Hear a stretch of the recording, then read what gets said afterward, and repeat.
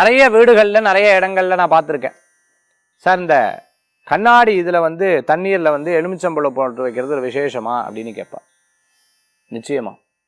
அதாவது பொதுவாகவே ஒரு பிரசன்னம் பார்க்கக்கூடிய ஒரு முறைகள் இருக்குது. அந்த முறைகளில் பார்த்துட்டேன்னா புஷ்ப பிரசன்னம்னு சொல்லுவா. தண்ணியில் வந்து பூ போட்டு பார்ப்பாங்க.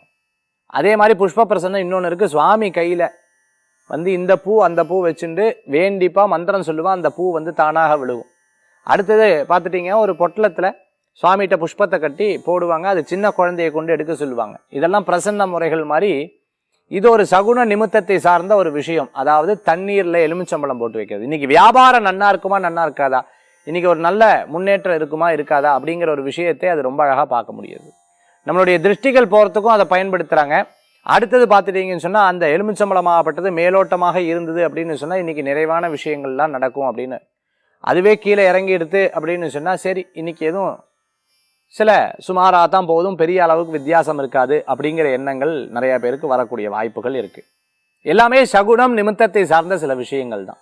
நம்பிக்கையின் அடிப்படையில் பண்ணக்கூடிய இந்த ஆன்மீக விஷயம் பார்த்துட்டீங்க அப்படின்னு சொன்னால் சில பேருக்கு அது பயனுள்ளதாக இருக்கும்.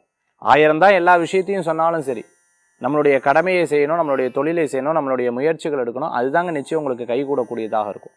இது அத்தனையும் சேர்ந்து இந்த மாதிரி சில யதார்த்த விஷயங்களை நீங்கள் பார்க்கும்போது ஒரு பெரிய பலன்களை கொடுக்கும். ஏன்னா நிமித்தம் சகுனம் நிறைய விஷயத்தை உங்களுக்கு உணர்த்தக்கூடியதாக இருந்துருக்கும். ஒரு பெரிய பேரிடர் வரும்பொழுது சின்ன பறவைக்கு கூட ரொம்ப அழகாக தெரியக்கூடியதாக இருக்குது. ஏன்னா அது இயற்கையோடு சேர்ந்து வாழ்கிறது. அந்த மாதிரி இயற்கை தந்த தண்ணீர், இயற்கை தந்த ஒரு பெரிய மருத்துவ பழம்னு சொல்லக்கூடியது எலுமிச்சம்பழம்.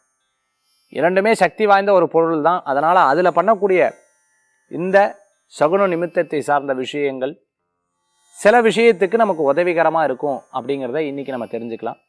நம்ம கடைகள்லேயும் நம்ம வந்து வீடுகள்லையும் வைக்கக்கூடிய வாசப்படியில் தண்ணீருடன் எலுமிச்சம்பழம் போட்டு வைக்கக்கூடிய இந்த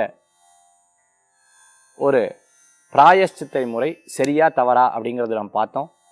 நம்ம எடுக்கக்கூடிய நம்பிக்கை உண்மையான நம்பிக்கை வைத்திருக்கும் போது இதுவும் நமக்கு பிரசன்னமாக மாறும். நன்றி.